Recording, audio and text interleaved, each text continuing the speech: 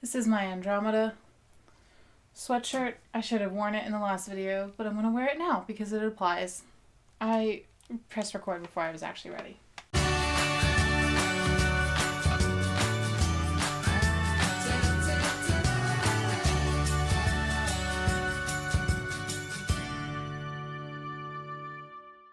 Hello there, storytellers, and welcome to another Why Is This a Thing?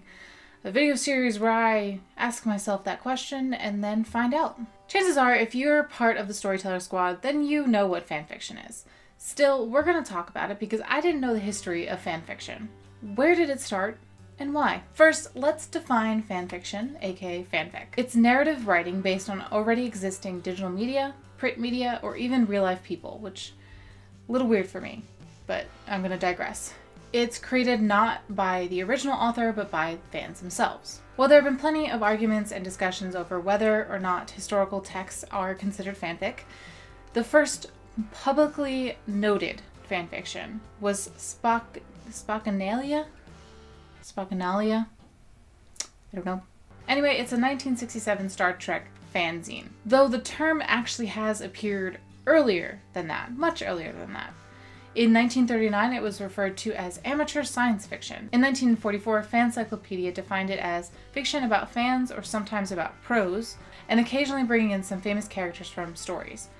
Perhaps this is a jab at, like very early on self-insert fics? You decide that. Spockanalia wasn't the only fanzine out there. Keep in mind, this is before the internet was a big thing, so they were selling these fanzines at science fiction conventions and even through the mail. Also, fun thing to note, unlike other parts of fandom, fanfiction was actually dominated by women. By 1970, women made up 83% of Star Trek fanfic writers. Why, you may ask? Well, fanfic fills the need of the female audience to have their own narratives and expand on the original canon. AKA, we want representation. Proper representation.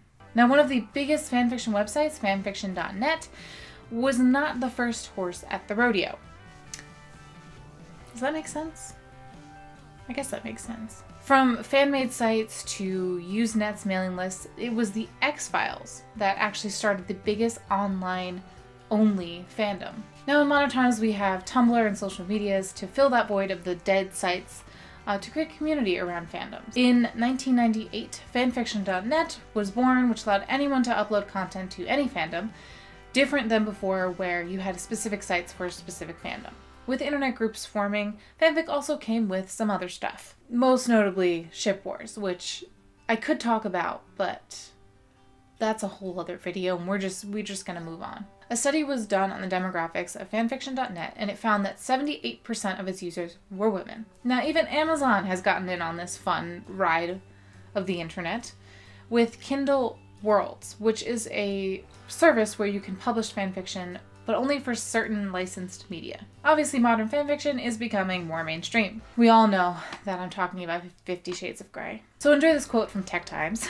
If you were to say that 50 Shades of Grey author E.L. James almost ruined fanfiction for everyone, you wouldn't be entirely wrong. I'm just gonna leave that there for you to enjoy.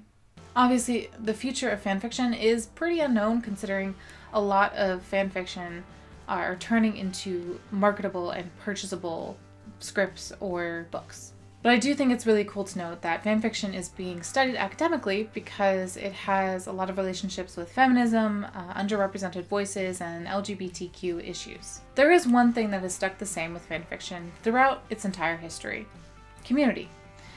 Whether that's the enjoyment of a fan from reading or writing or creating or sharing fan art or fanfiction, community has always been there. While there is a lot of legal gray area when it comes to fanfiction that I don't even want to delve into in this video because it's just a lot of big words and I am not a lawyer and I don't have that kind of time. We can all agree that it is just incredible how creative and talented people are when they create fan art or fan fiction. And the fact that we can have this huge community of people liking the same show or movie or book or person or what else is there? Game, even games. It's just really, really incredible and something really important to remember. So if you like this video, if you like Why Is This a Thing, let me know in the comments below, as well as any suggestions of things that you want me to research so you don't have to. Let me know. I will gladly delve into whatever rabbit hole that you want me to fall into. The resources that I found for this video will be also linked in the description below for your reading pleasure. And don't be afraid to hit that subscribe button so that you can become part of the Storyteller Squad. As always, thank you for watching and keep on shining, Storytellers.